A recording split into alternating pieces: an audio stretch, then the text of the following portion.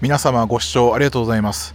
本日は2024年8月の19日、今私はザンビアのリビングストンにおります。前回の動画で南アフリカのヨハネスブルグからこちらザンビアのリビングストンに到着したところで終わったと思うんですが、今回はアフリカ旅の、メインテーマであるね、サファリだったりいろんなアクティビティをですね、参加してアフリカの滞在の様子をねお届けしようかなと思いますのでよろしくお願いします。それでリビングストンに到着して、今夕方ぐらいの時間なんで、これからですねちょっと晩ご飯を食べに行くのと、明日以降ね、全部で6日間こちらに滞在するつもりなんで、いろんな国を回ってね、その計画をちょっと立てようということで、ツアーの申し込みとかいろんなのねちょっと考えてるんで、それを決めたいと思います。やはりこのエリアで一番の有名どころはビクトリアウォールズといってね、世界三大幕府の滝を見に行くことだと思うんで、あとサファリですね。それはもちろん参加しようと思ってますけど、それを含めてちょっとアフリカのね滞在がっつりしてみようかなということで、初めてなんですけどね、前回南アフリカケープタウンとヨハネスブルグは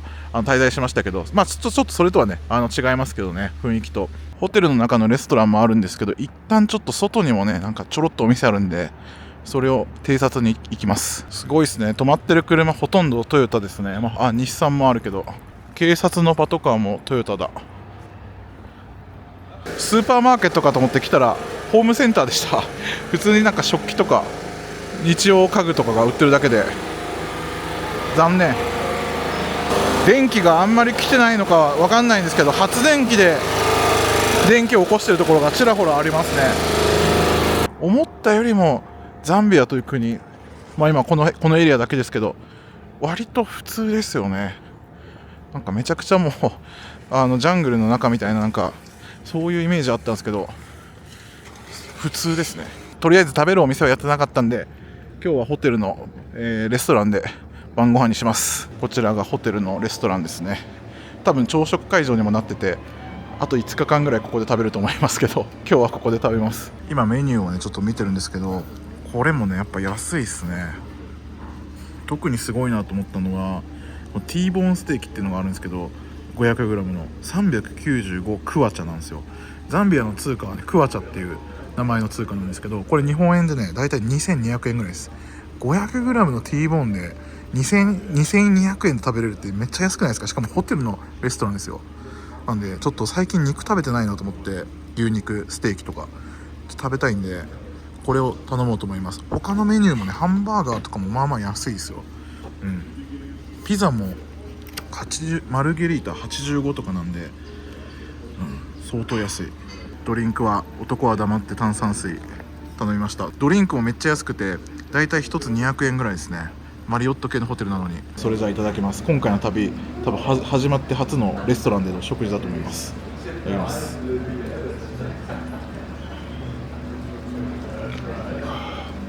ということで、こちらが頼んだ T ボーンステーキ2200円、なかなかのボリュームですね。ポテトも山盛りマジで安いっすよね、2200円っていただきます。それじゃあいただきます。それじゃあいただきます。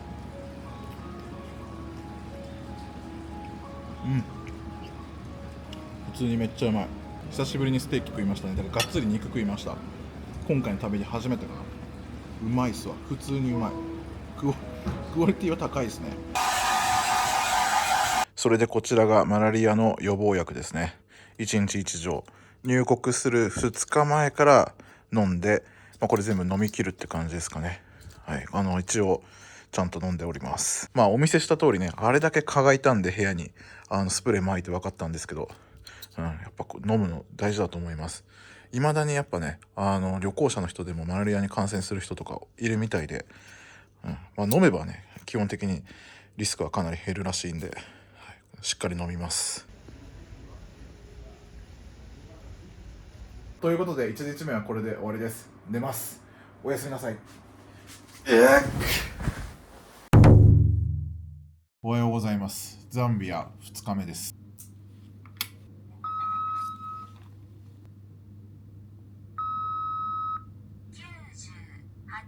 とりあえず朝ごはん食べに行きます。やばい、めちゃくちゃ寒いわ。考えられないぐらい寒いですよ。多分気温1桁ですね。こんなに寒暖差あるんだ。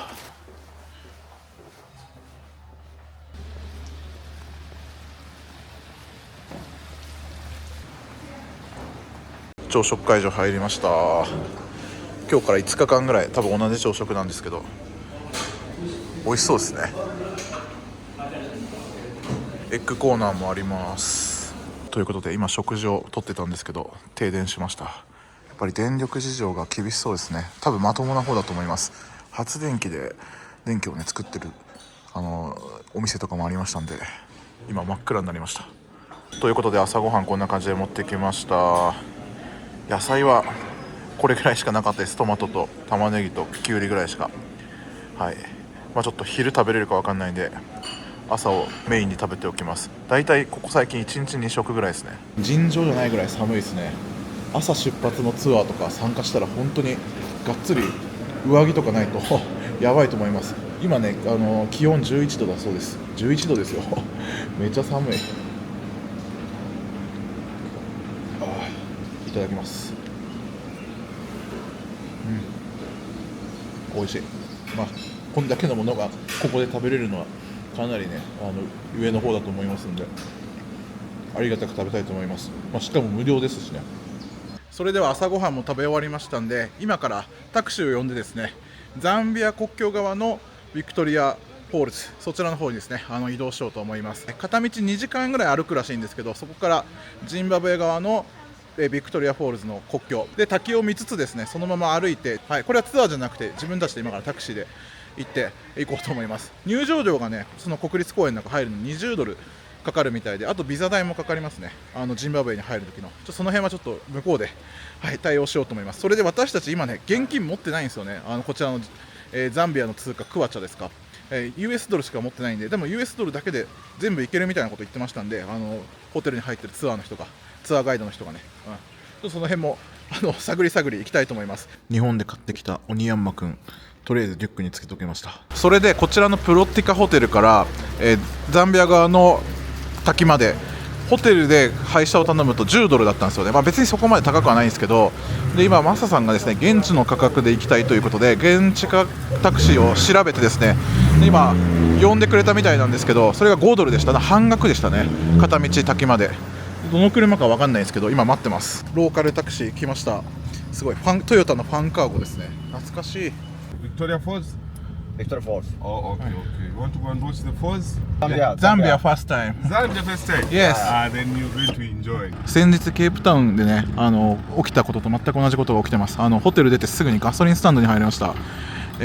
安いタクシーを頼むとですね、大体ガソリンスタンドに寄って、今この人はまだ何も言ってきてないですけど、ガソリン代の請求とか、チップは払えとか言ってくるんじゃないかな。Japan, Toyota. トヨタカベストBest ever. あ Best ever. めちゃくちゃトヨタを褒めてくれますけど、 you 我 guys 々別にトヨタではありません。No trouble. No trouble, Toyota, because the spare parts are everywhere. That's a good part. Yeah. すごい褒めてくれる。とりあえずガソリン入れただけかもしれないですね。なんか今この辺の走ってるところでも象がいると言ってましたが、まだ一回も見てないですね。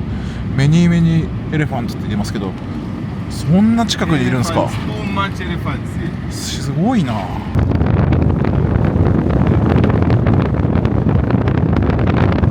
今ドライバーの人が止めてなんか説明してくれてますけど、観光代とか取られないかな。すごい野生の猿がもういますね。今ドライバーの人がめっちゃいい人っていうのが分かったんで、今案内までしてくれてます。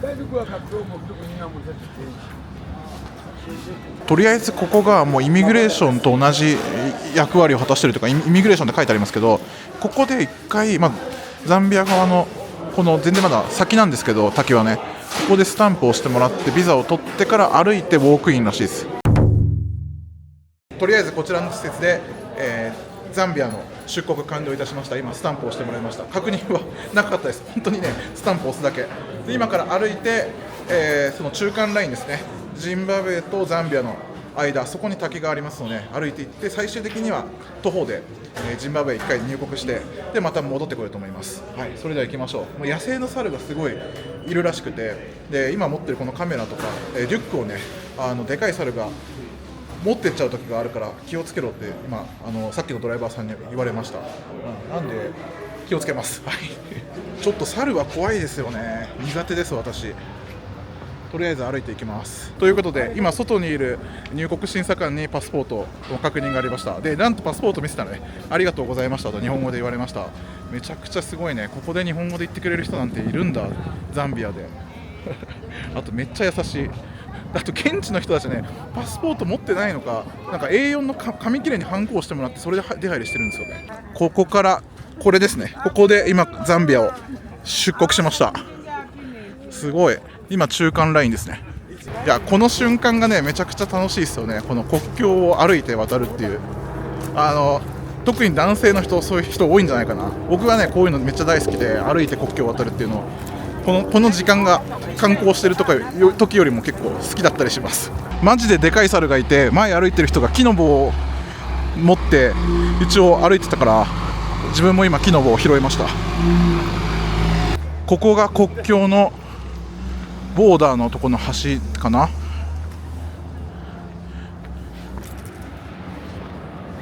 うわー、すげえすごいな。これはすごいです。この景色やっぱすごいわ。さすが世界三大幕府ですね。まだまだ他にも絶景ポイントあるんで、ここはまだ通過点なんですけど、いやめちゃくちゃ最高。向こうがザンビアですね。で今向こうがジンバブエ。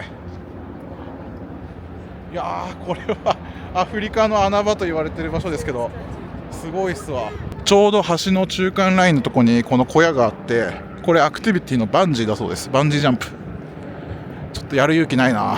すごい絶景です。これやばい。すごい。ここから今から飛ぶ人をちょっと見せてもらうことにしました。怖そう。今飛ぼうとしてた女性はやっぱり怖くて飛ぶのやめました。途中でもうキャンセルだそうです。ここからはい、ジンバブ入ります。ということでこちら今もジンバブエ側に入りました。この先で今度イミグレーションですね。あとビザと入場料の支払いがあるんだと思います。すごいね、たくさんヘリが飛んでるんですけど、これもツアーですね。いや、ノーセンキュー。Friend. You from which country? ジャパン。Oh, konnichiwa. こんにちは。 Oh, konnichiwa. Sayonara. さよなら。15 minutes. ノーセンキュー。ちょうどヘリコプターの話をしていたら、ヘリコプターの勧誘がありました。125ドルで60分乗せてあげるって言われて、結構安いと思うんですよね。日本だったらそんな安く乗れないと思うんで、まあでもとりあえず今考えてないんで断りました。ということでこちらがジンバブエ、この先がジンバブエの国境になります。ここから歩いて入ります。ジンバブエ入りました。こちらがビクトリアフォールズボーダーポストって書いてありますね。イミグレーションです。この中にトイレあるみたいです。じゃあ今から審査を受けてきます。ということで無事にビザを取りました。30分ぐらいかかったかな。ちょっとですね変則的なルールがあって、ザンビアからジンバブエに入るこの2国間のフリービザとダブルマルチですね、マルチダブルシングルあるんですけど、例えばシングルだったら1回の出入りじゃないですか。でダブルだったら2回できるとかあるんですけど、途中で、ボツワナに入国した場合はですね、この回数の多いビザは無効になっちゃうんですよ。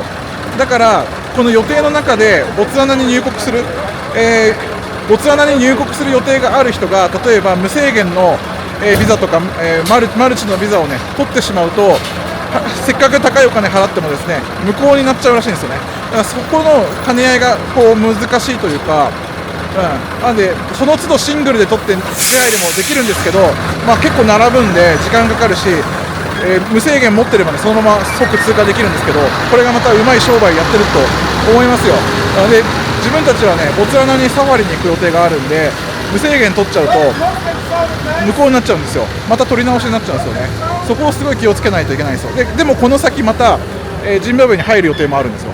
だから一応今回ダブルで取っておいて、明日ちょっと違うアクティビティでちょっとビザが必要かもしれないんで分かんないからね、私は保険でダブルを取りました。で金額が45ドルです、米ドルで。あとビザカードクレジットね、それも使えるみたいですけど、皆さん大体現金で払ってるかなっていう感じですね。でシングルだと20ドルで無制限だと50ドルっていう感じですね。でさらにここから入場料がかかります、国定公園の。だからお金をね、すごいこう現金で米ドル必要になってくると思うんで、ある程度持ってきた方がいいのかなと思います。で一応なんとか取れました。でありがとうこんにちはって日本語でも言われました。はい、特に質問とかはないんですけどね。で人々もちゃんと対応してくれるんで、危ないとかもないですね。ただお金がかかるっていうだけですね。はい、とりあえずなんとかやることはねほとんど終わったかなって感じですね。で今からイミグレーションジンバブエ側で受けていこうよと思います。ということでジンバブエ入国完了しました。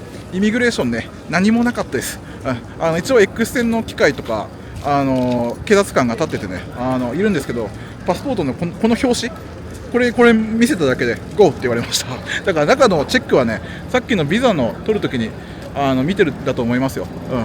ビザのページすら確認されなかった。でも一応ここがイミグレーションってなってます。イミグレーション近くの屋台でちょっと冷たいコーラ買います。1ドルだそうです。 US の安いコーク。はい、コーラ買いました。日本で買う金額とあんま変わんないですよね。この観光地価格で言ったら相当安いと思います。それで今ジンバブエ側に入ったんですけど、今からねジンバブエ側の国立公園の方から滝を見てみようと思います。本当にねザンビア側にも国立公園があって、そこから滝を見るっていうのもできたんですけど、なんか歩いてて忘れちゃったんですよね。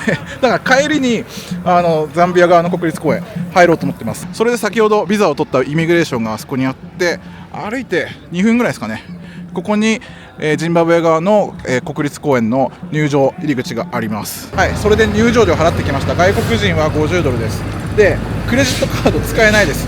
現金オンリーでした。なので皆さん気をつけてください。やっぱ米ドルはね1000ドルぐらい持ってきておいた方がいいんじゃないですかね。はい、ハロー OK Thank you。 はい、中に入りました。すごいやっぱ綺麗ですね、設備が。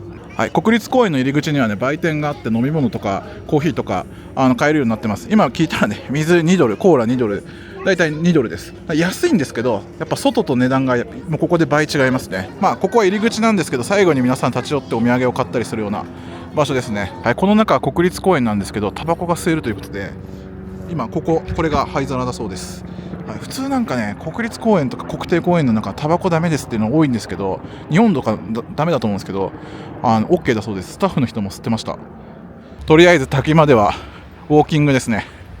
ちょうどいい運動です。あと今めちゃくちゃ気候がいいんですよ。寒くもなく暑くもなくで、湿度は全然ないです。今日本と比べたら全然快適ですね。森を見るとやっぱり秋っぽいですもんね。落ち葉でなんかもうこの辺から滝の音と水しぶきが感じられるんですけど、これはすごいですね。ナイアガラぶりの滝ですよ。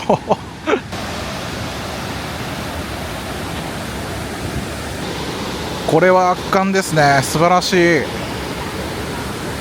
この先がメインの絶景スポットらしいので向かいます。すごいジャングルみたいですね。もう濡れますねこれね。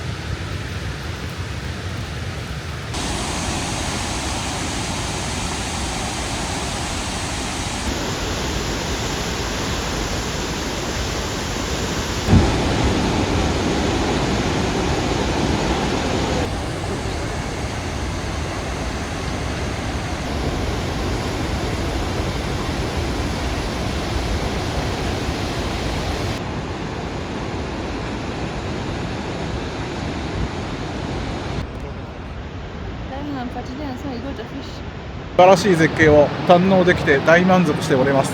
結構ね歩きますね。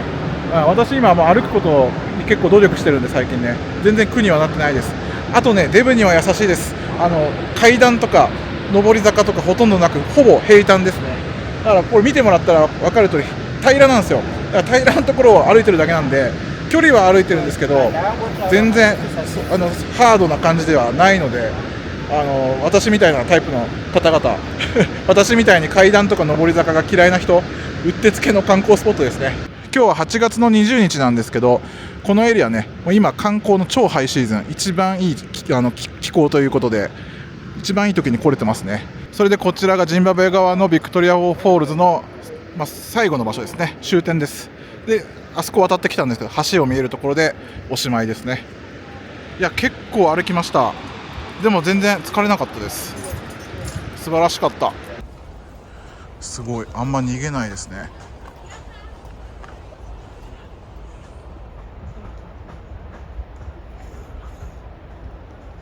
それではジンバブエを出国してザンビアに戻ります。ということでジンバブエ出国完了しました。確認も何もなかったです。もうねすごいですよ、この人力車のれなの営業がMake five? いやノーセンキュー How much you make? ノーいいよ、いらないいらないチーパーいらないいらないめっちゃ怖くないからのバンジーやれって言ってるけどやりません私は。ということでザンビア側にね戻ってきたんですけど、とりあえず今時間が15時なんでまた別日でこのビクトリーフォールズですね、ザンビア側の来ることにして一旦今からホテルに戻ります。ということでホテルに戻ってきて、ちょっとこの近くにあったガソリンスタンドの売店みたいなとこで飲み物とか買ってから部屋に戻ります。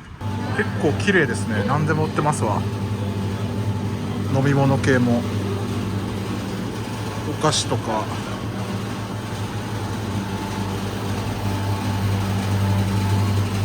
こんな感じですね。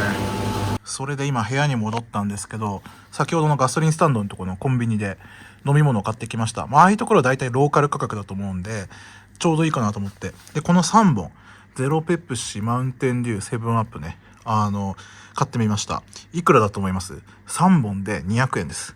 今クレジットカードでね決済したんですけど38クワチャだったんでめちゃくちゃ安いですね。ホテルのレストランでドリンクね、ソフトドリンク1杯頼んでも40クワチャだって200円ちょっとぐらいだったんで相当安いですね。それで今夕方の6時ぐらいなんですけど、晩ご飯を食べにですねちょっとホテル近くから歩いて5分ぐらいの場所になんかレストランがあるみたいなんでそちらに行くことにしました。昨日はホテルで食べたんですけどないと思ってたけどあるみたいなんでね、ちょっとそちらにどんなものがあるのか分かんないんですけど行ってみます。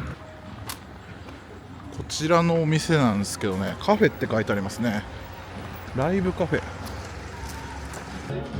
バーレストランみたいですねここ。これで今ねメニュー表を持ってかれちゃったんでちょっと見せれないんですけど、食事をオーダーしました。で昨日ねホテルで T ボーン 500g ステーキ2200円めっちゃ安いって食べたと思うんですけど、ここもね T ボーンステーキあったんですよ。 300g なんですけど1000円ちょっと日本で T ボーン、300ちょっとなんか少ないような気がするんですけど T ボーンでちょっと分かんないんですけど、それのセットと飲み物を頼んで、1000円ちょっとですかね。飲み物入れてもドリンクが20クワチャなので1本ね100円ぐらいかな、そんな感じですね。ゼロコーラがなかったんでノーマルコーラなんですけど、ザンビア来てね思ったんですけど、ジンバブエもそうでしたけど飲み物がねキンキンに冷えてるんですよね。これは本当素晴らしい。こういうとこ大体常温でぬるかったりすると思うんですけど綺麗ですしかなり冷えてますし素晴らしいと思います。はい、ちょっと暗いんで今ライトつけましたけど全然ね昨日より大きい。とても 300g とは思えないんですけど T ボーンステーキ来ました。超でかいでポテトとサラダもついてますね。これはすごいな。やばいっすよこれ。こんなでかいっすよこれ。 300g より絶対ある。それじゃあいただきます。骨がすごいなこれ。超硬い。いただきます。焼き加減とかは一切聞かれなかったんですけど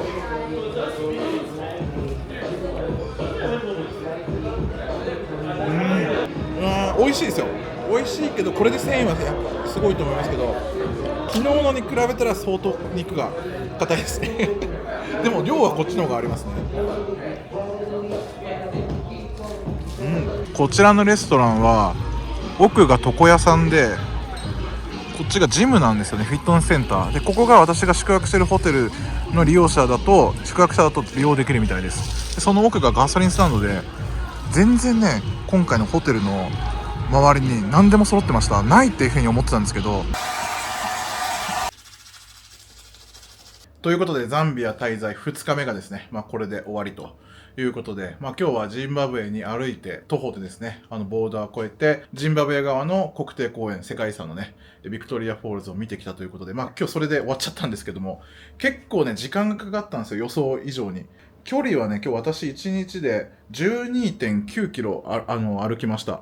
見えるかな。で、歩数だと16,421歩。結構歩きましたね。めちゃくちゃいい運動になりました。消費カロリー1067キロカロリー。そんな感じなんで、立て続けにね、ザンビア側の国定公園行く、時間的にも、体力的にもなかったということで、別日にね、行こうと思っております。で、明日は、私は、ちょっと一人でね、ちょっとツアーに参加しようと思っていることがあって、列車に乗ってですね、その国境、横に線路走ってたじゃないですか。あそこをね、蒸気機関車に乗って、さらに、ご飯を食べれるっていうディナートレインっていうのがあるんですけども、それのツアーをちょっと高いんですけど、44,000円ぐらいしたんですけどね、それをもう予約しておりますので、で、そのピックアップがこのホテルに16時に来るんですよね、夕方のね。なんで明日は、そのツアーだけにしました、予定を。で、それ以外の朝からそのピックアップされるまでの間はですね、ホテルにこもって、ちょっと作業とかをね、休憩しながらやろうということで、決めましたんで、明日はちょっとのんびりしようかなと思っております。で、その後日に1日ですね、ちょっとサファリツアーに行く、それも申し込みしましたんで、はい、どんどんね、アクティビティを、ツアーをですね、こなしていこうと思います。その方が楽ですね。やっぱ自分でね、何回行くっていうのはちょっとこのエリアでは結構厳しいみたいで、公園ぐらいですよね、その滝の行けるのは。あとはやっぱ業者さんがいないとできないことが多いんで、そんな感じで、淡々とやっていこうと思います。とりあえず2日目は終わり。そんな感じでザンビア2日目、これで終わりです。おやすみなさい。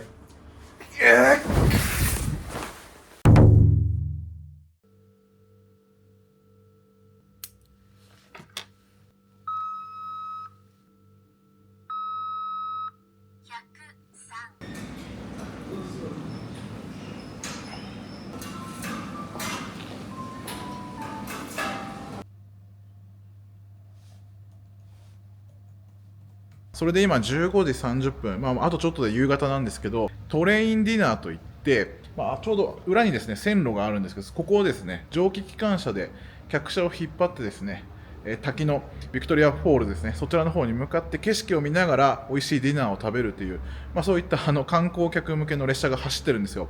で、結構これ高級ツアーでして、1人ね、4万ちょっとするんですよ。4万4,000とか。高いんですけど、蒸気機関車に乗れて、そういった景色を見ながら、夕日も見て、あと動物を見ながら食事を食べれるっていうのはちょっとやっぱアフリカでしかできないかなと思ったんで、これはね、私参加したかったんですよ。なんで申し込みました。で、ホテルの、ピックアップ、送迎ですね、それもついておりますので、あと今日の晩ご飯ですね。はい、お酒私飲まないんでその辺はよくわかんないんですけど、お酒も多分ついてると思うんですけど、食事も全部セットになってるそのディナートレインっていうのを今から乗ってこようと思います。とりあえず16時にこちらのね、今私が宿泊しているホテルにピックアップに来てくれるそうです。ロイヤルリビングストンディナーエクスプレスというねツアーなんですけども、その列車です。列車名ですね。こちらのハイエースですかね。これかな。全然俺のお迎えが来ないけど不安ですよね、こうなると。遅れてくることはよくあるんであれなんですけど、今このドライバーのお兄さんが同じ色のハイエースでお前のお迎えが来るはずだと、業者が違うけど車の色は同じだって言って教えてくれたんで優しい。どうやら来たみたいです。これですね。わあ、いっぱい乗ってんな。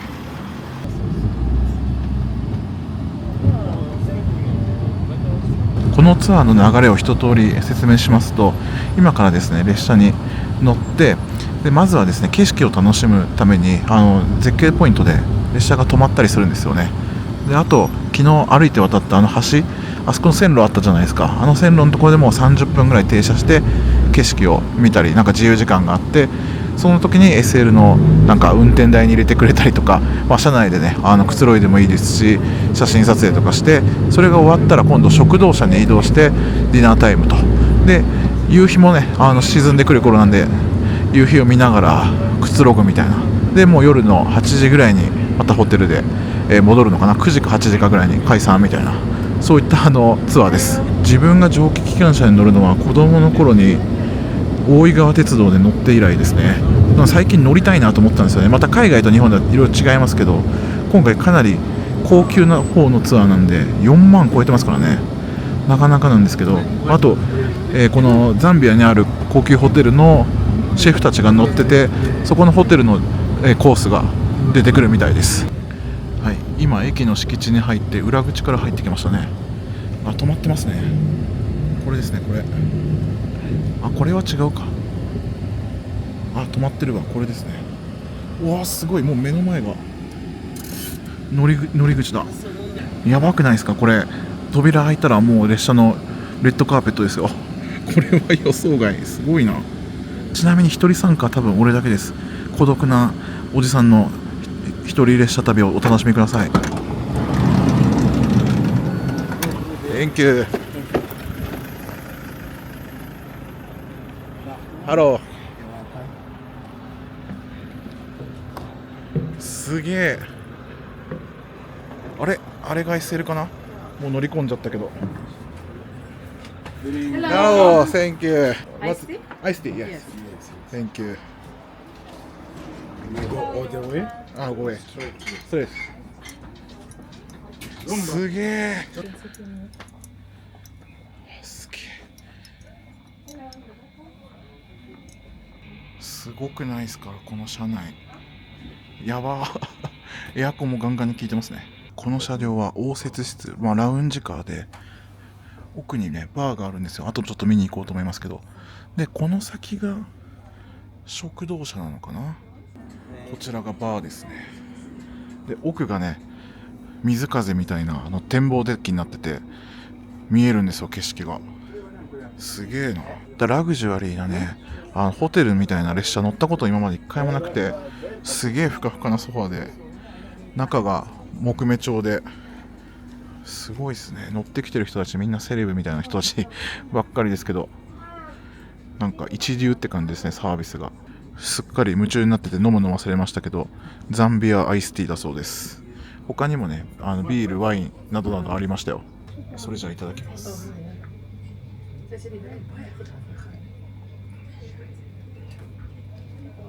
ちゃ美味しい。これ何の変わった味するけど美味しい。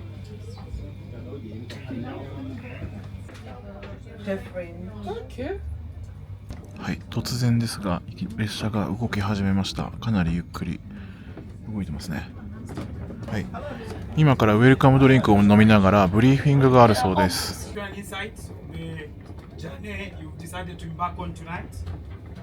ェルカムドリンクのおかわりをくれました。てかおかわりいりますかと聞いて回ってるんですけど、飲み物は無料なんかな。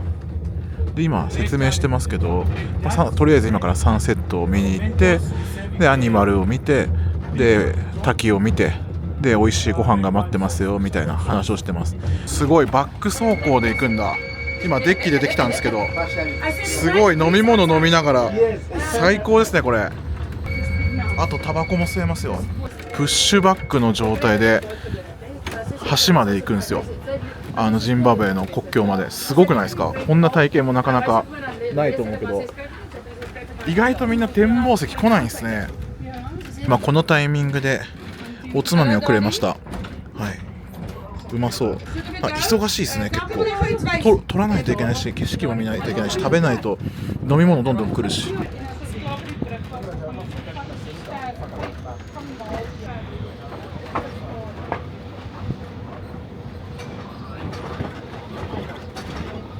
次はなんかチキンサテをくれました。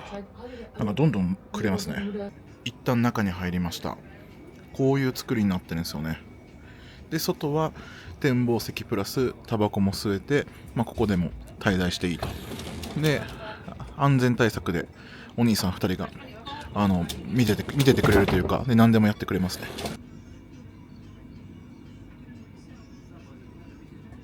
ようやくシステムが分かりました。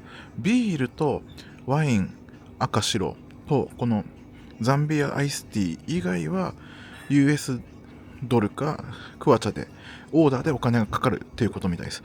なんでこの紅茶だけ飲んでればドリンクはこれで無限にくれるんで、あとビールもワインもだったらね、ほとんどの人それ飲むんじゃないですかね。シャンパンとかウイスキーとか飲む場合はってことですね。列車の中にバーがあるってなんかすごい贅沢な雰囲気がなんか増しますよね。最近日本もね豪華列車とかね食事楽しみながら移動できる観光列車とか流行ってますよね。全然私乗ったことないし知識もないんですけど、すごくいいなと思いましたね。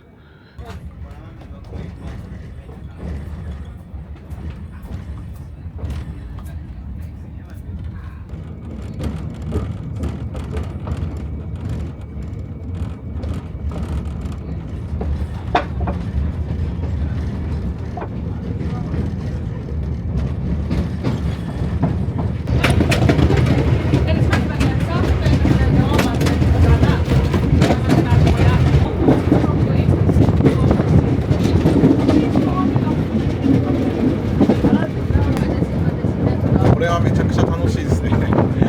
最高です。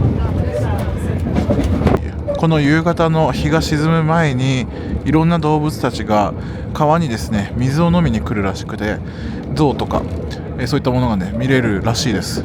確実に見えるかは分かんないですが、でそのエリアで止まってとか、動物のいたらそこで止まったりするんだと思います。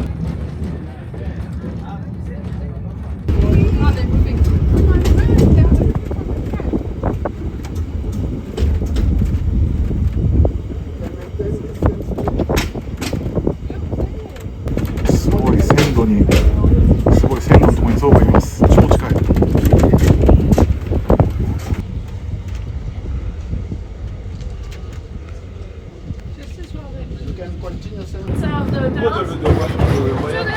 シマウマがいました。シマウマがちょっと一瞬過ぎてシマウマがなかなか撮れなかったんですけど、今のところ野生の象とシマウマが見れました。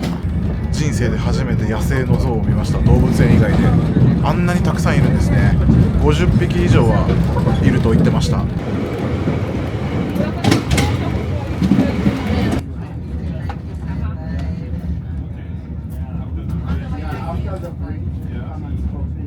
この先がもう橋の国境のとこなんで、そこで折り返すんですよね。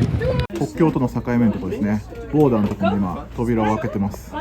この扉の先が、ジンバブエとの国境で、昨日私歩いて通りましたけど、本来ならねイミグレーションがザンビア側の出国のイミグレーションが必要なんですが、今回は折り返すということで、今一応止まってますけど、審査とかはないそうです。野生のシマウマとか象がいるエリアだけど、結構ゴミだらけですよね。みんながポイポイしてるから。昨日見た時は分からなかったですけど、あれ水力発電なんですね。竹を生かして。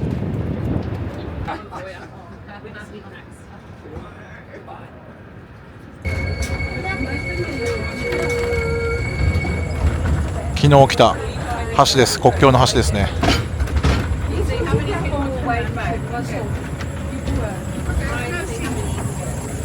こちらの橋の上で30分自由時間があるそうです。前の展望車から下に、今からね降ります。列車から見る景色もやっぱ昨日歩いてみた景色と違うように見えますね。降りました。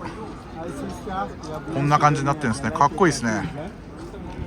先頭の蒸気機関車の部分をちょっと見に行こうと思います。これはでもあれなのかな、蒸気機関車風で実はディーゼルのエンジンなのかな。違うか、ちゃんと炊いてるわ。おー、すげえ。今中に入れてもらいました。おー、すごい本物だ。すごい警笛鳴らせるみたいです。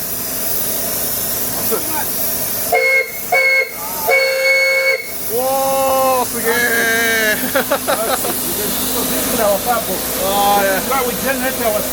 バーでドリンクを頼んでみました。スパークリングウォーター、炭酸水はお金かかんないみたいです。いただきます。うまいね。ということで日も沈んできて、かなり雰囲気が良くなってきました。この後ご飯なんですよね。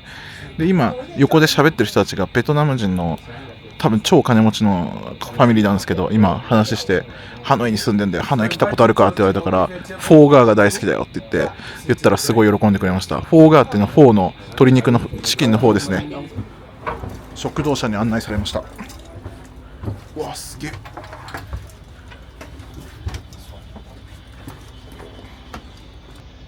すごい豪華。本当にホテルみたいですね。すごい。ちゃんと2人掛けのシートあってよかったわ。とりあえずまた炭酸水もらいました。ということで列車が動き始めました。元の場所にね、戻っていくだけなんですけど、ここから食事なんですよね。このメニューを見るとやはりそうですね、ビールと赤ワイン、白ワイン、なんかビールもなんか何種類かありますね。あとソフトビバレッジ、ジュースとかそういうのは無料なんですね。なんかオレンジとかコーラとかジンジャーエールも無料なんですね。あとスパークリングワインかな。でこっちが有料コーナーですね。ウォッカとかジャックダニエルとかウイスキー関連お酒全然わかんないですけど5ドルとかですね。スタッフの方がね頻繁にワイン、シャンパン、ビール、これをね次に来てくれるんですけど、私がお酒を飲めないっていうとすごいもったいないみたいなことをリアクションされますね。ワインがなんか多分有名ないいやつなんですよ。みんなすごいワイン飲んでるんですけど、ほとんどの人がね。そうだから今いやーでも炭酸水じゃなんか寂しくないみたいな感じだったんで、じゃあオレンジジュースでって言ってオレンジジュースになりました。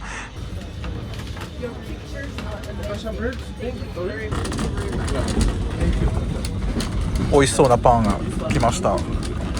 ピザパンみたいです。うまそう。はい、これが前菜ですね。とびこが乗ってるやつです。結構揺れるね。いただきます。どんなものかよく分かんなかったんですけど、サーモンのタルタルみたいなやつですね。美味しい。それでスープが来ました。オニオンスープですね。めっちゃうまそう。めっ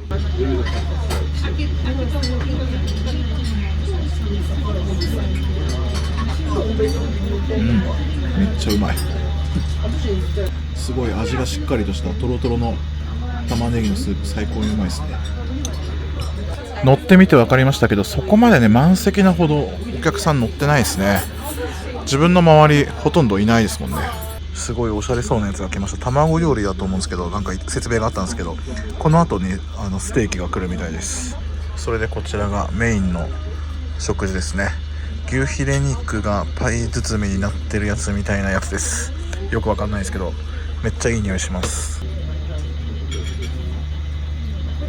いただきます。アフリカのザンビアでこんなに美味しいものが食べれるとは思わなかった。はい、デザートです。バニラアイスクリームとフォンダンショコラかな。すごい本格的ですね。中にトロトロのチョコレートが入ってる。ちゃんとあったかいですね。最後は紅茶とコーヒーもらって終わりですね。ということでこんな感じで食事は一通り終わりましたんで、今からですねまた駅の方に戻るために動き出すと思いますのでね、もうこれで終わりだと思います。いや飯うまかったですね。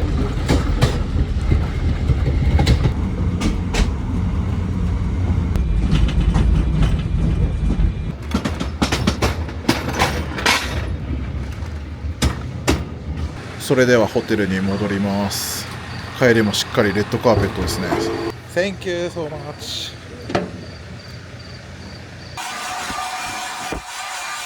ということでザンビア3日目終了です。明日はですね朝一からサファリに行きます。6時50分ピックアップかな。で日帰りでボツワナに入国して、そちらのチョベ国立公園というところでサファリを楽しみます。なのでもう今日はもう寝ます。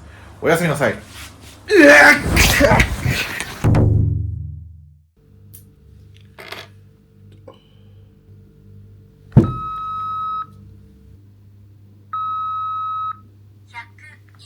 おはようございます。翌朝になりました。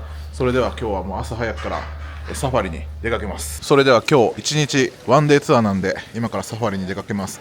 今お迎えの方が来てくれました。ここから集合場所に行きます。 But I have to drop you guys and then come とりあ back えず出発しま and し then た。 pick up other people. 車はトヨタのウィッシュですね。久しぶりになんかウィッシュ見たな。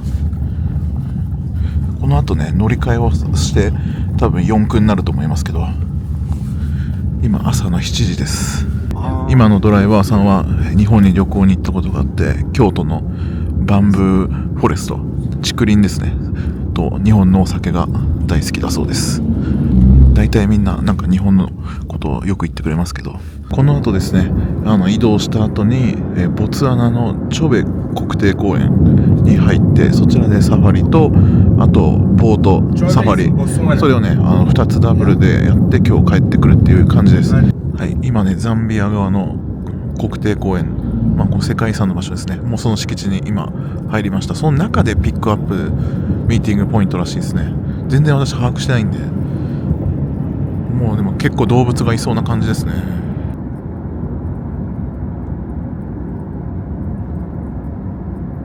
それで今ザンビアとボツワナの国境の橋を渡っております。まだイミグレーションは受けてないです。この橋が国境ですね。すごい立派な橋なんですけど。So here we're gonna drive through here, and then you have to come out and step on a mat with your shoes.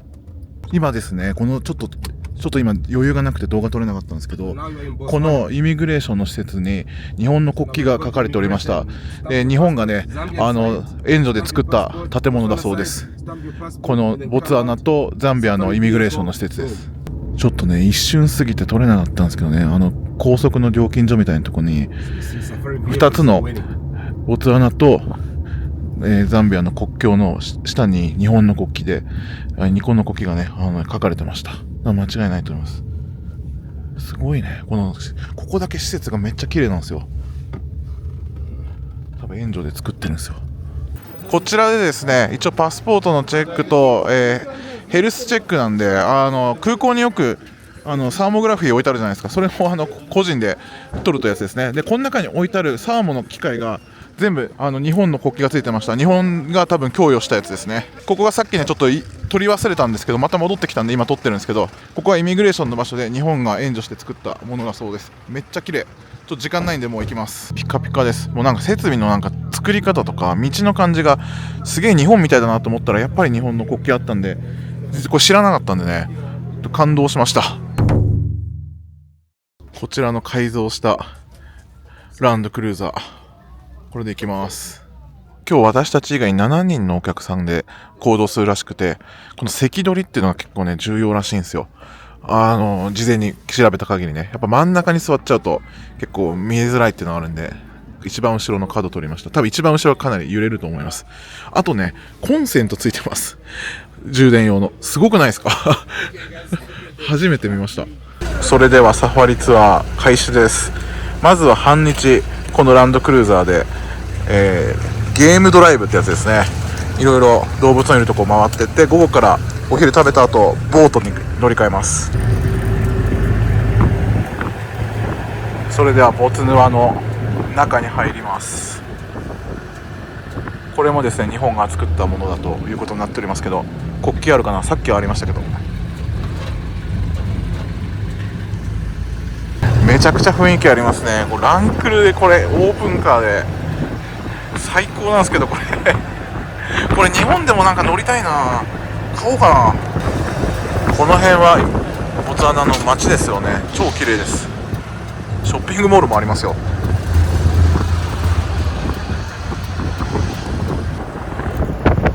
こんなアフリカの街にもトヨタのディーラーがありました。やっぱランクルがあるからかな。すごいですね。めっちゃ綺麗なディーラー。こっからチョベ国立公園中みたいですね。中入ります。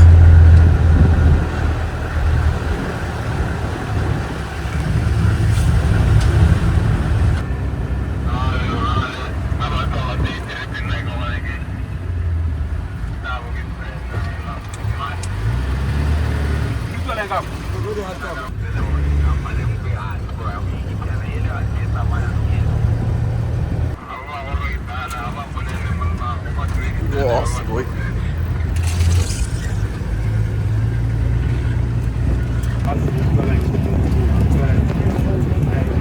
すごいですねこれワイルドです。さすがランクル。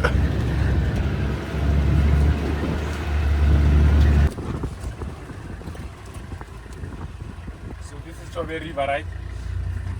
チョベルリバー That I was speaking about. 昼から参加する、チョベ川、英語で言うとチョベリバー、チョベリバーなんかどこかで聞いたことがあるようなチョベリバー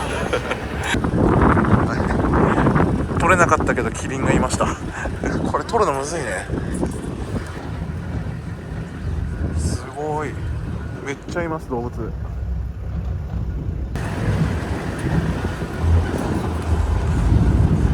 これ鹿ですかね。すげえたくさんいるわ。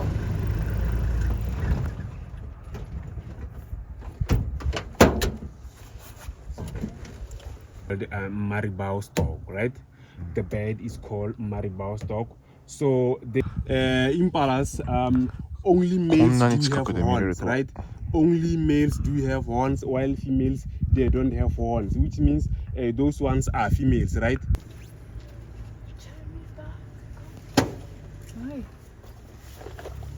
象がいました。She will be the one who will be taking charge in terms when to go, when to stop, right? Yeah. So gestation period of elephant.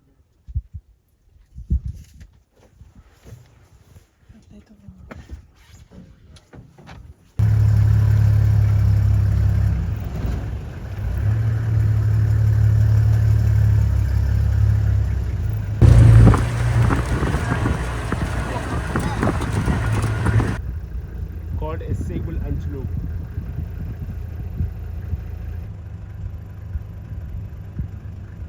Food chain. This apex predator is at the bottom of food chain. So normally, right?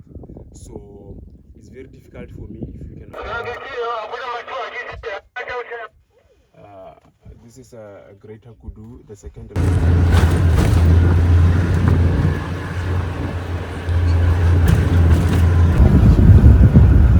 Lion です。 Guys, first I'm stealing for you. I'm off-roading, right? ライオンです。すげえ。こんな近くで柵もないのに寝てます。野生のライオンがあんな近くで柵もなしで見れるのはめちゃくちゃすごいですね。 Okay, kita go push back, kita go push back. ライオンを探すのは結構大変みたいで、それを結構早い段階で一発で今日は見ることができたんで、君たちはかなりラッキーだと言っております。ちょっと休憩タイムで止まりました。でクーラーボックスの中に入ってた飲み物ね、自由に飲んでいいということで、お酒はないですけどジュースと水はたくさんあります。はい、休憩。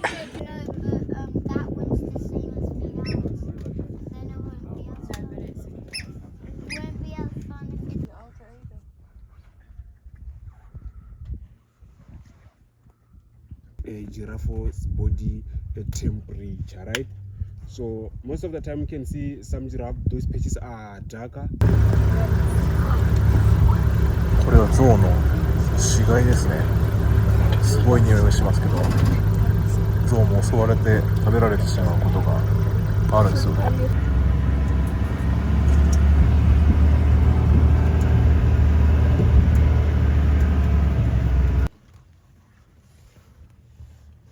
That's a perfect picture pose.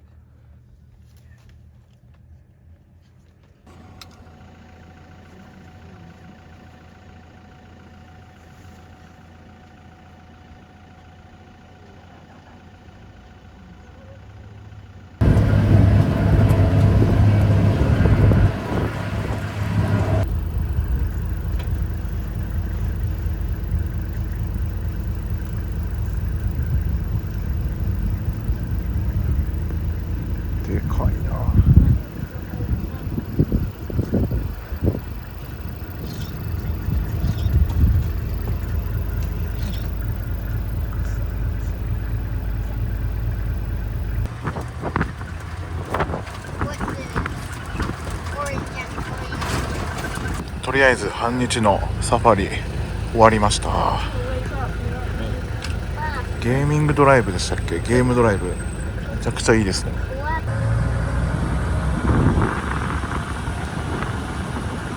それではツアーのランチですね。かなり綺麗な施設があってそこで食べるみたいです。ここはホテルなんですね。すすごい立派な、多分このエリアで一番いいとこじゃないかな。クレスタっていうホテルですね。ということでランチはビュッフェレストランで、もうみんななんか一斉に食べるやつみたいなやつですね。アフリカ料理とかもありましたけど、まあ普通の食べれそうなのもありますね。まあちょっとまだ食べてないんで美味しいかどうかは分かんないですけど、大体茶色い系が多いですかね。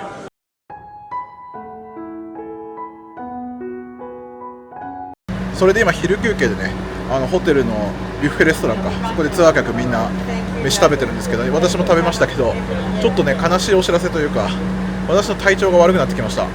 はい、さっきのサファリめちゃくちゃ楽しかったんですけど、今日朝からね、正確に言うと昨日からちょっとお腹痛くて、いよいよ来たなっていう感じ気をつけていたんですけども、どうにもね、下しております、で薬も飲んでるんですけど、で食欲はあるんですよね。でまだ熱とかもないからいいですけど、ちょっと気持ち悪い、ちょっとまずいですね。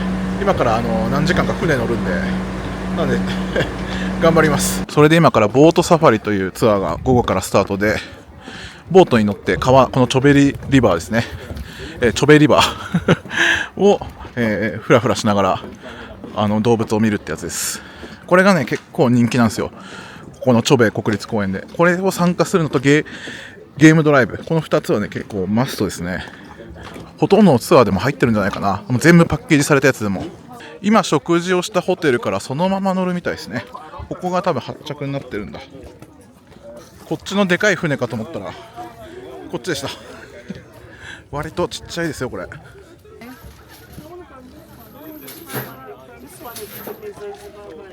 とりあえず私は座ったんですけど、ボートの席数に対してツアー客の方がオーバーしてて乗れない問題が今起きてて、多分なんか間違えてるんですよ、エラーが起きてるんですよね。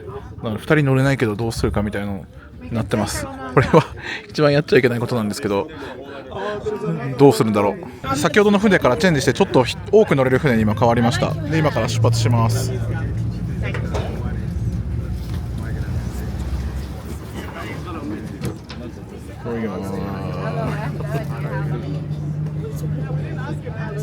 久しぶりにこういうタイプの船乗るな。まあ海じゃないんで波がめっちゃあるわけじゃないと思いますけど、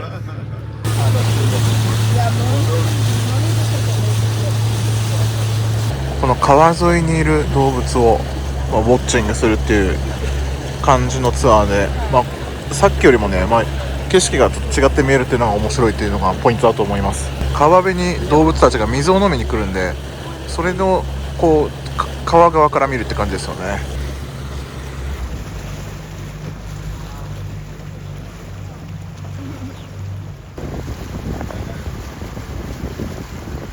これはバッファローですね。川を渡ってここに草を食べに来てるみたいですね。すごい近くまで。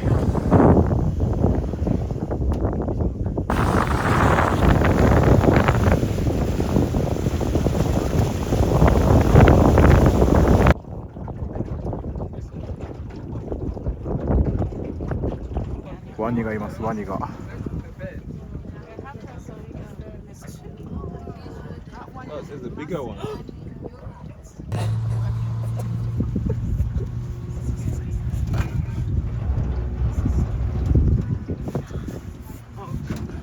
Literally wide open.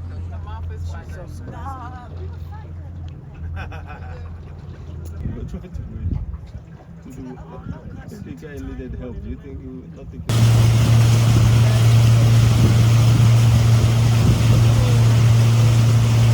ということでボートサファリ終わりまして、またランドクルーザーに乗って今度は国境に戻ります。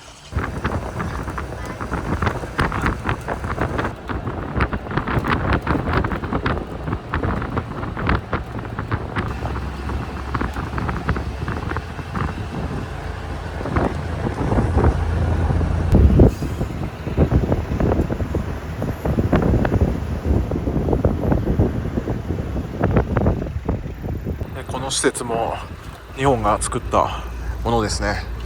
さっき日の丸があったんで。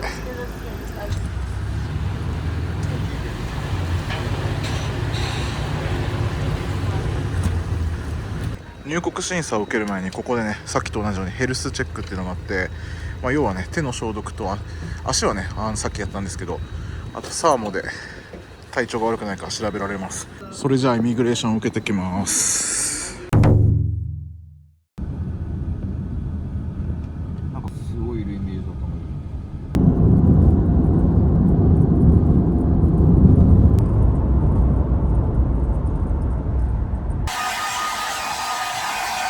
ということでアフリカ滞在残り2日になりました。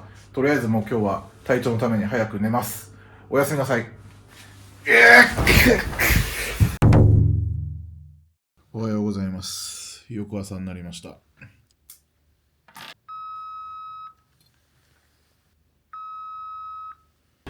朝ごはんです。もう4日連続こういう朝ごはんでさすがに飽きました。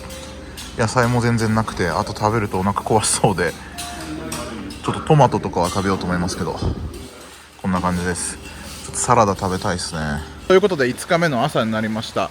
で、今日はザンビア側のビクトリアフォールズの国立公園の中に行ってみようと思います。入国とかは今回ないんでね、そのまま今から車で移動して国立公園の中を歩いて回ってくるだけですけど、前回ジンバブエ側の、滝を見たんで、今回はザンビア側からも見に行きます。やっぱこの2つはね、やっておかないとここに来た意味ないと思うんで、ナイアガラの滝と同じですよ。カナダ側とアメリカ側両方から見るみたいな。で、今回はザンビア側から見に行きます。ということで車を呼びました。初日から乗ってるめちゃくちゃいいお兄さんの車です。それでは公園の入り口に到着しましたんで、ここがチケットオフィスなんで、日本人20ドルかな、それで中入ることができるんで、国定公園の入場料っていうのはジンバブエ側でもこちら側でも、ね、別々で発生しますんでね、こっちの方がちょっと安いんですよ。この中ですね、支払いしてきましたビクトリアフォールズエントリーチケット、アメリカドルで US ドルですね、20ドルです。現金です。事実上今日が最後の観光なんですよ。明日はね、ちょっと違うホテルで公園の近く、この国定公園のね中にあるちょっといいホテルをで、そこでゆっくり滞在するみたいな感じで組んでるんで、事実上今日が最後の観光みたいな感じで、今日はたくさん歩こうと思います。こちら側にもやっぱりお土産屋が入り口に結構あって、民族的なものが売ってますね。どれもね、値段が書いてないんですよね。それがもういかにもって感じなんですが、皆さんタクシーとかの勧誘の方々ですね。そんなにしつこくは話しかけてこないですけど、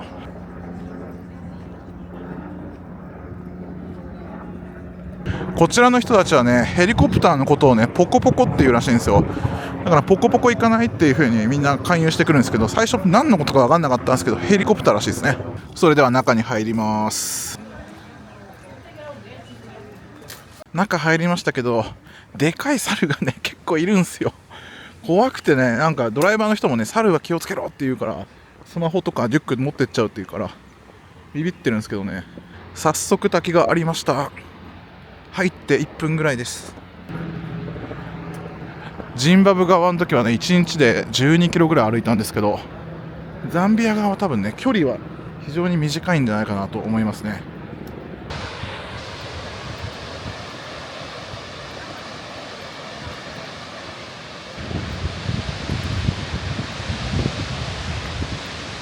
一瞬で一番の絶景ポイントについてしまいました。規模は全然ザンビア側の方が小さいですね。すげえ。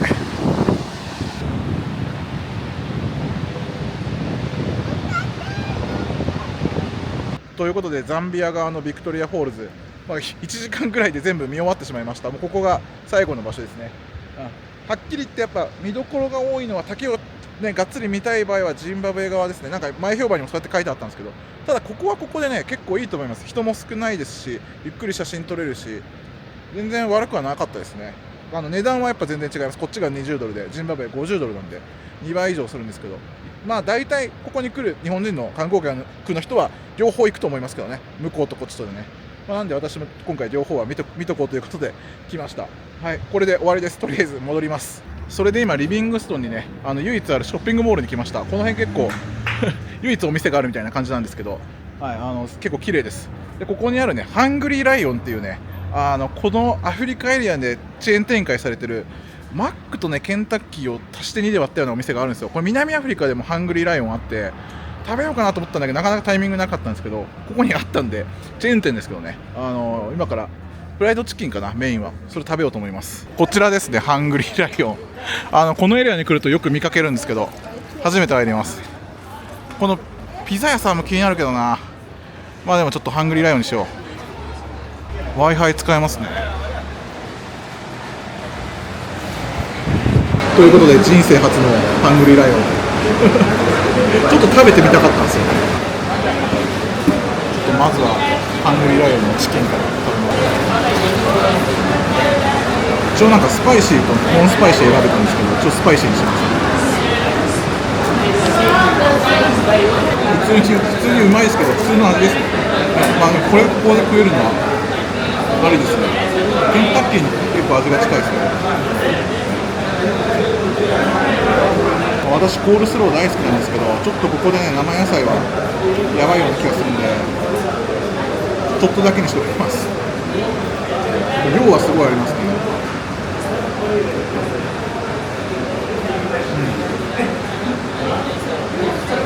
これあんまりですね。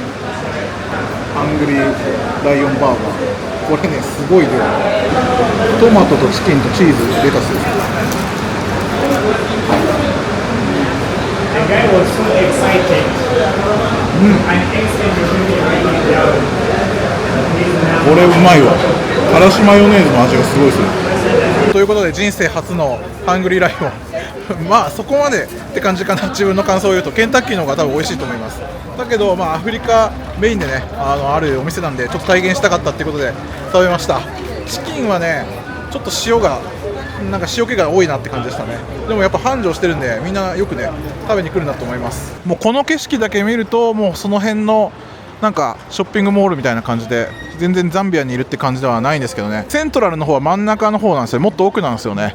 まあ別に歩いていけない距離ではないんですけど、あっちにもっとこう賑やかな場所があると思うんですが、このショッピングモールの中にでっかいスーパーがあるんで、ちょっとスーパー見ていこうと思います。ここですね。すごい綺麗そう。全然安いですね。コカ・コーラ2リットルで 23.99 なんでだいたい100円ちょいかな。そんなしないかな。めちゃくちゃ安いですね。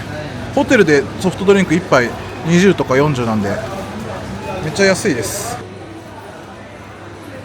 お酒もいっぱい売ってますね。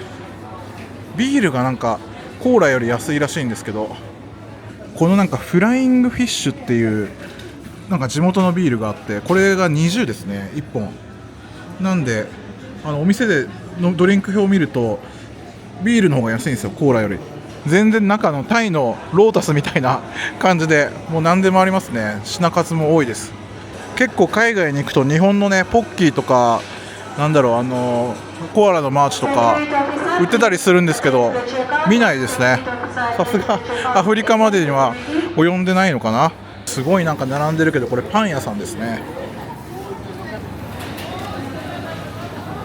すごいな、みんなすげえ並んでる。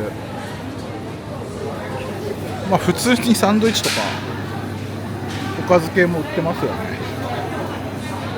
はい、ペットボトルの水 500ml でだいたい 3.99、まあ30円ぐらいですか、1本。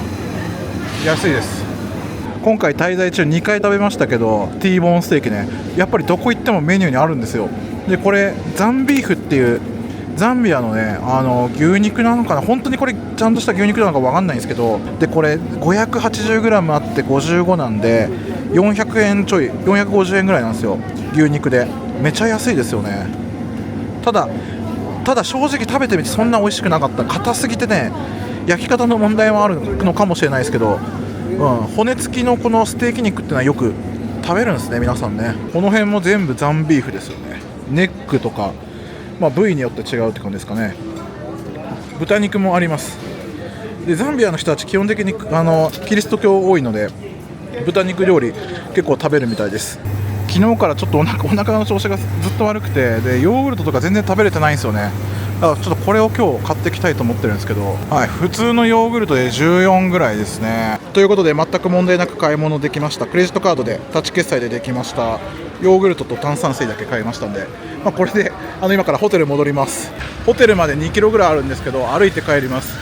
やっぱりザンビアはね、治安がめちゃくちゃいいと思うんですよ。南アフリカみたいにもうね、スマホを外出したら取られてしまうとか、リュック背負ってたら囲まれるとかね、そういうのがもうリスクがほぼないので、もうみんな普通に買い物外出れますしね。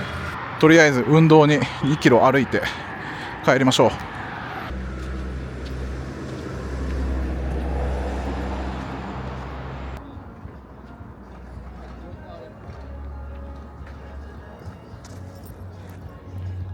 それで南アフリカを出発してザンビア滞在5日目がですね、これで終わろうとしておりますが、明日はこちらのホテルをチェックアウトして、ラスト1日だけね、違うホテルで滞在する予定ですね。最後、国定公園の中にあるちょっといいホテルにですね、1泊だけそちらのホテルを楽しんでから、ザンビアをね、去ろうと。ザンビア側の国定公園の、ほぼ中にあるようなホテルがあるんですよ。で、やっぱり滝の近くのホテルっていうのがリゾートホテルが多くてですね、で値段もすごいんですよ。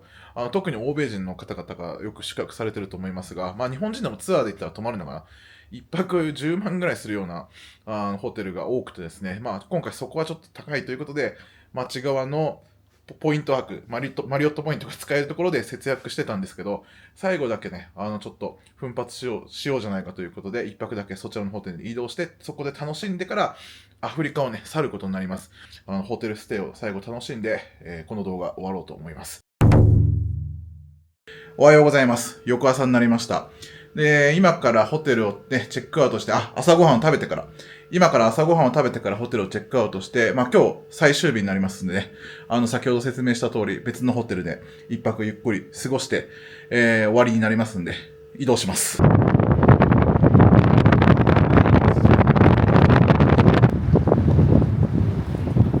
普通に道に象がいるんですよね。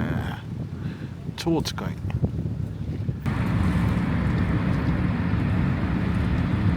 今日はこちらのアバニホテルというリゾートホテルなんですけど、ここで一泊します。最後のね、1日だけいいホテルに泊まるといったのはここですね。奥がもうね、滝なんですよね。あと詳しく説明します。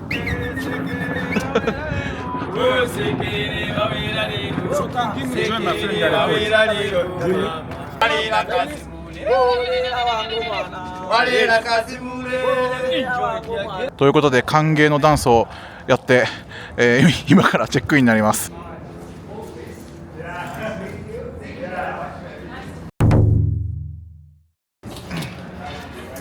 チェックイン完了しました。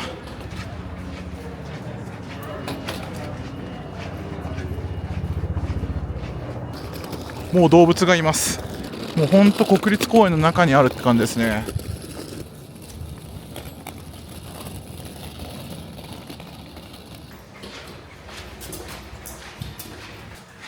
今回3418の部屋ですね。なんか作りがすごいなんか洞窟みたいになってますけど、それで入ります。ということで部屋に入りました。こんな感じでございます。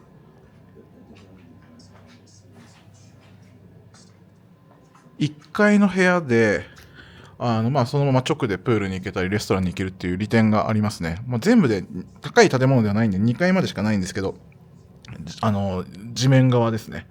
はい。で、部屋はね、正直そこまで広くはないです。あと結構古めなんで、アバニ系列のホテル、私初めて泊まるんですけど、タイとかにもアバニホテルとかあるみたいで、俺はそんな詳しくないですけど、今、マスさんが言ったんですけど、はい。で、ダブルのベッドが2つですね。なんで今日は一緒に泊まるんですけど、最終日ね、そんな感じで、あとお菓子とか水も置いてあります。洗面台でアメニティは基本的になくて、バスタブがあって、トイレとシャワールームですね。はい、こんな感じです。一応2人で泊まるんですけど、タオル1個しかないわ。ちょっと後で言ってみましょう。結構ね、高くてですね、値段が。ちょっとその割にはっていう感じがちょっとありますけど、プロティアの方が良かったかなっていうふうにちょっと思ったりしたんですけど、場所と、この規模ですよね。国立公園の中にあるっていうのと、完全リゾートホテルなんで、でちょっと滝に近ければ近いほど、高いっていう話みたいなんで、値段がね。あとですね、今チェックインの時にこちらの宿泊者の人は、昨日ね歩いて行ったんですけど、ザンビア側のビクトリアフォールズの国立公園なんか無料で入れるみたいでそう昨日の段階ではね調べてくれてたマスさんが入れるかどうか分かんないって感じだったから、もうそれだったら$20払って行きましょうよって言ったんですけど、今チェックインの時に無料でね入れるって聞いて、やっぱ入れるんですねって言ったら、マスさん入れるよって言って昨日と言ってることがちょっと違ったんでびっくりしたんですけどとりあえずまた行こうと思えば行けるみたいです。とりあえず今日はもう最終日で特にねどっか出かけたりするつもりはなくて、このホテルの中でゆっくり過ごす日というふうに決めてこちらのホテルね、まだお昼前ぐらいなんですけどチェックインさせてもらって入りました。はい、なんでこの後ね特にちょっと撮影することはないんでご飯食べたりゆっくりしてあと作業したりとかして、最後ねこのアフリカ、明日私出国しますんで楽しもうかなと思います。ホテルの中のね説明をすると、これプールなんですけど、奥がバー&レストランで、こちらが朝食会場で、明日ここで食べます。で今日はなんか一応土曜日なんですけど、ファイヤーダンスショービュッフェっていうのがあるらしくて、で今回ディナー付きのプランを予約してるんですよ。で2人で$500、1人$250かな。その朝飯夜飯部屋代合わせてですね、高いんですよ。だけどほぼお客さん結構埋まってるぐらい人気でたくさん来てて、でここのレストランでアラカルトコースを食べるか、ファイヤーダンスショーを見ながらビュッフェにするか、どっちからしいんですよね。だから私たちはファイヤーダンスショーを選びました。でこの後今から昼飯をこちらのレストランで食べようと思います。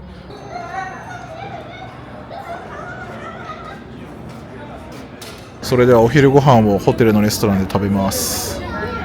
頼んだ食事が来ました。飲み物は炭酸水と、で結局ねハンバーガーを頼むことになって、食べたいものが そんなにないんですよね。T ボーンをやっぱりすごい勧めてくるんですけど、もう今一番食べたいのは天ざるうどんなんですけど、ちょっと不可能なんでもうこういう感じになっちゃいますね。アフリカン料理はね、なんかさっきメニュー見た限りなかったですね。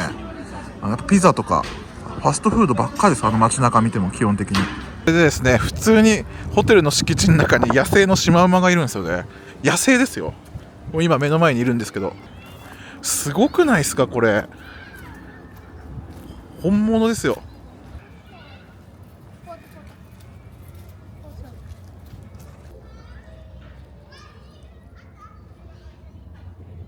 ホテルの敷地の中にキリンがいるということで案内してくれるそうでついてってます。ちょっとねスタッフの人がいないと猿とかがね襲ってくるんですよね。だからなんかこう守ってくれるんですよ。なんか武器みたいなの持ってて、パチンコみたいなやつ持ってるんですよスタッフの人が。すごいっすよ。ホテルの中にキリン入れますよ。すげえ。この女の子がキリンに、うわーすげえ餌付けしてる。めっちゃ近いわ。すごいな。それであれからね部屋でちょっとグダグダしてたりして、もう今暗くなったんですけど、これから6時半からファイヤーダンスショービュッフェがあるのでそれを食べに行きます。ホテルの中が広すぎて迷いそうです。すごい雰囲気はいいですけど、普通にこっちも慣れちゃって、ここにキリンいるんですけど、ホテルの中に全然もうビビらなくなってきました。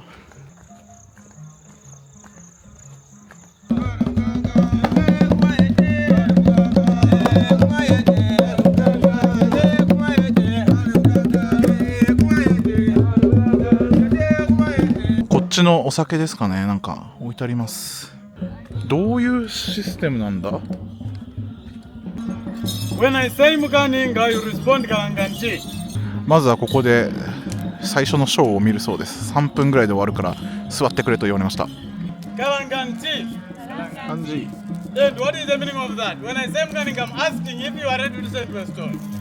And Mukaninga. Mukaninga. ショーがあるのかと思ったら説明だけでした。ショーはこの中だそうです。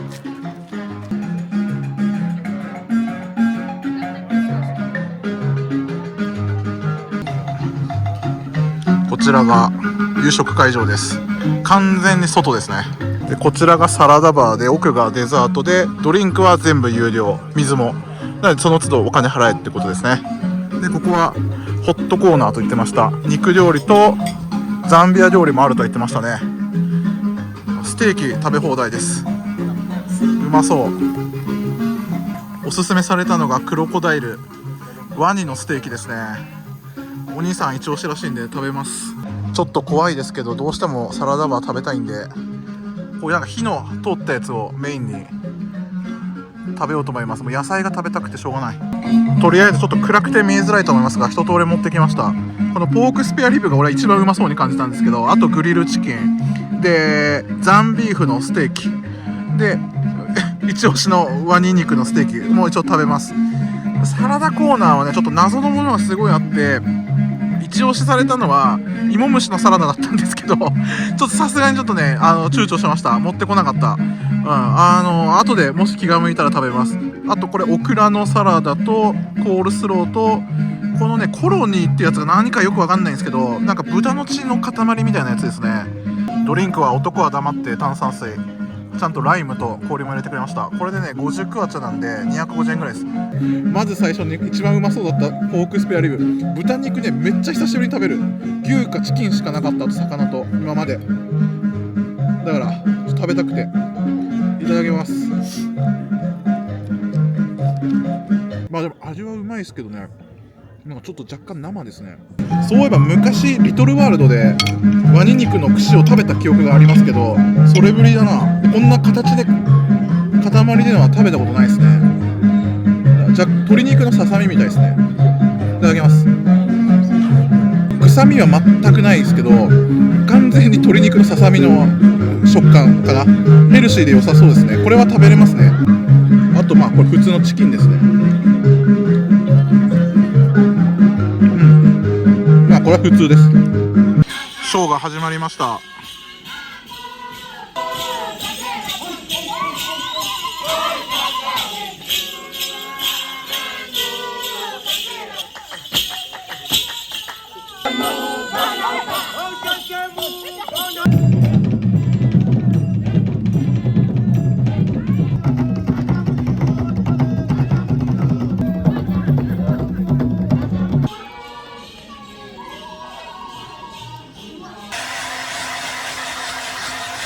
ということで食事も食べ終わりまして、今部屋に戻ってきてもうシャワーも浴びました。今回アフリカ滞在の、旅に出まして、今日が最後のね夜になります。また明日の朝ですねチェックアウトして、ジンバブエ側の空港に行きます。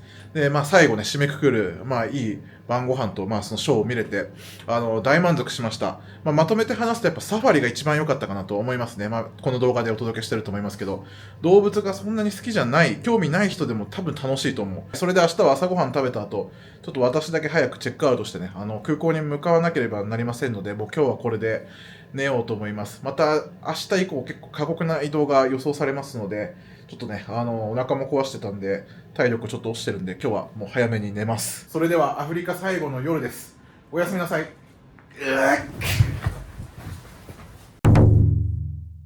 おはようございます。翌朝になりました。今日がアフリカ最終日です。とりあえず今から朝ごはん食べてチェックアウトしていきます。めちゃくちゃ寒いです。気温は9度です。めっちゃ寒い。朝食会場入りました。卵コーナーとか大体何でもありますよね。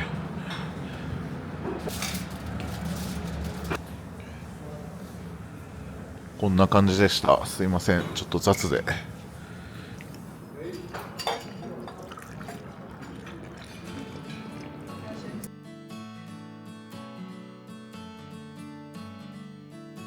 ということでこの後ですねホテルをチェックアウトして空港に向かいます。やはりアフリカ、特にこの下の方ですねに関しては気軽に来れるような場所ではやはり日本人の方はないと思いますので、いろいろ計画して時間もたっぷり必要ですし、あとお金も結構かかりますんで皆さんに簡単に言ってくださいとは私は言えませんけど、私初めてですねこのじっくりアフリカ大陸滞在して、それも皆さんがね私の動画を見てくれてるおかげでもありますけど、そういったね今後行ってみたいなっていう人のために多少ね情報を皆さんとシェアできたらなということで、今回まとめてですね、参考になればということでいろいろ頑張って動画撮りましたけど、はい、皆さんに伝わったでしょうか。